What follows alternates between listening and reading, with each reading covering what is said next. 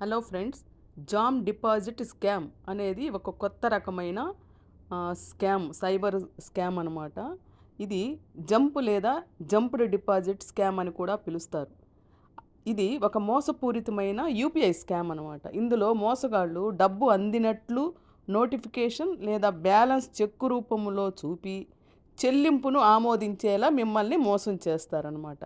మోసం ఎలా పనిచేస్తుంది అంటే ఎట్లా వాళ్ళు ఏస్తారంటే మోసగాళ్ళు మీ యూపీఐ అనుసంధానిత బ్యాంకు ఖాతాలోకి కొద్ది మొత్తంలో డబ్బును సపోజ్ 50 నుండి 2000 వరకు బదిలీ చేస్తారు. అంటే మీ అకౌంట్లోకి ట్రాన్స్ఫర్ చేస్తారు.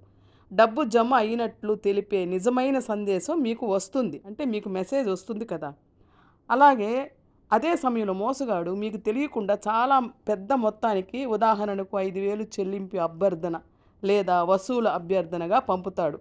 తరచుగా ఆ డిపాజిట్ పొరపాటున జరిగిందని చెప్తూ ఉంటాడు. అనుకోకుండా వచ్చిన ఈ క్రెడిట్ చూసి కుతూహలంతో మనం ఏం చేస్తాము లేదా గందరగోళంతో మీరు మీ బ్యాలెన్స్ చూసుకోవడానికి మీ యూపీఐ యాప్ను తెరుస్తారు. ఓపెన్ చేస్తాం కదా జనరల్గా. మీరు మీ యూపీఐ పిన్నుని ఎంటర్ చేసినప్పుడు ఆ బ్యాలెన్స్ చూసుకోకుండా తెలియకుండానే స్కామర్ యొక్క పెండింగ్లో ఉన్న విత్డ్రాయల్ రిక్వెస్ట్ను ఆమోదించి మీ అకౌంట్ని ఖాళీ చేసేస్తారు. సో ఇదనమాట జామ్ డిపాజిట్ స్కామ్ అంటే. సో దీంట్లో నుండి మీరు ఎట్లా రక్షించుకోవాలి అంటే మీ యాప్ను తెరవడానికి వేచి ఉండండి. మీకు అనుకోని క్రెడిట్ అంటే ఏదన్నా అమౌంట్ ట్రాన్స్ఫర్ వస్తే మీ యూపీఐ యాప్ను తెరవడానికి ముందు 15 నిమిషాలు వెయిట్ చేయండి. ఓపెన్ చేయొద్దండి. ఎందుకంటే పెండింగ్లో ఉన్న విత్డ్రాయల్ అభ్యర్థన ఆ రిక్వెస్ట్ అనేది సాధారణంగా కొన్ని నిమిషాల తర్వాత దాని యొక్క టైము ల్యాప్స్ అయిపోతుంది. ఈ నోటిఫికేషన్ను సరిచూసుకోండి. అన్ని నోటిఫికేషన్లు జాగ్రత్తగా చదవండి. డబ్బు డెబిట్ అయిన నోటిఫికేషను క్రెడిట్ అయిన అలర్ట్ కంటే భిన్నంగా కనిపిస్తూ ఉంటుంది. అంటే క్రెడిట్ అంటే మనకు వచ్చిన అమౌంట్ కంటే కూడా మనలో నుంచి వెళ్ళే డెబిట్ అనేది కొంచెం భిన్నంగా కనిపిస్తుంది. పిన్ స్క్రీన్ను మోసగించండి. అంటే మీ బ్యాంకింగ్ యాప్ను తెరిచేటప్పుడు మొదటి ప్రయత్నంలోనే ఉద్దేశపూర్వకంగా మీరు తప్పు పిన్నును ఫీడ్ చేయండి. ఒకవేళ ఏదైనా రహస్య చెల్లింపు అభ్యర్థన పెండింగ్లో ఉంటే ఇది దానిని సురక్షితంగా రద్దు చేస్తుంది. అంటే మీరు కావాలనే తప్పు పిన్నుని ఫీడ్ చేయండి. ఒకవేళ మీరు ఈ మోసానికి గురైతే అంటే నేను చెప్పిన ఈ చర్యలు చేయకుండా ఒకవేళ మీరు మోసానికి గురైతే వెంటనే ఈ క్రింది చర్యలు తీసుకోండి. ఏంటంటే మీ ఖాతాను స్తంభింపు చేయండి. అంటే దాన్ని మీరు హోల్డ్ చేయండి.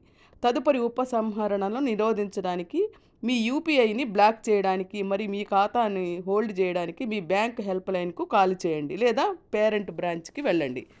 ఇంకొకటి ఏంటంటే సంఘటనను నివేదించండి. అంటే ఏంటి, జాతీయ సైబర్ క్రైమ్ రిపోర్టింగ్ పోర్టల్లో అధికారిక ఫిర్యాదుని మీరు దాఖలు చేయండి.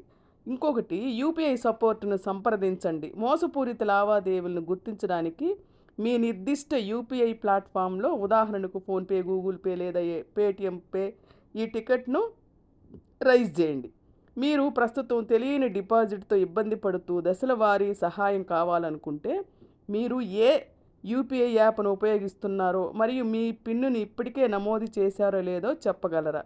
మీ నిధులను సురక్షితం చేయడానికి ఇక్కడ మీరు వెంటనే సైబర్ క్రైమ్ ఆఫీస్కి వెళ్ళి మీ యొక్క ప్రాబ్లమ్ని విశదీకరించండి. అట్ ద సేమ్ టైం మీ పేరెంట్ బ్రాంచ్ అంటే మీ అకౌంట్ ఉన్న బ్రాంచ్కి కూడా వెళ్ళి చెప్పండి. ఇంకొకటి ఏంటంటే ఫోన్ కాల్స్ నమ్మకండి. మీరు పొరపాటున మీకు డబ్బులు వేశాను తిరిగి పంపండి అనే వాటిని. ఎవరైనా మీకు కాల్ చేస్తే వాళ్ళకి వెంటనే డబ్బులు రిటర్న్ చేయబాకండి. మీరు మీ బ్యాంకును సంప్రదించండి, వాళ్ళు మీకు గైడ్ చేస్తారు. సో ఇదండి జామ్ డిపాజిట్ స్కాము. సో ఈ వలలో పడకుండా మీరు చాలా జాగ్రత్తగా ఉండండి. ఏ అనుమానం వచ్చినా ఎటువంటి ఇబ్బందులు వచ్చినా మీరు పేరెంట్ బ్రాంచ్కి వెళ్ళండి. ఈ చిన్న ఇన్ఫర్మేషన్ మీకు నచ్చితే లైక్ చేయండి, షేర్ చేయండి, సబ్స్క్రైబ్ చేయండి.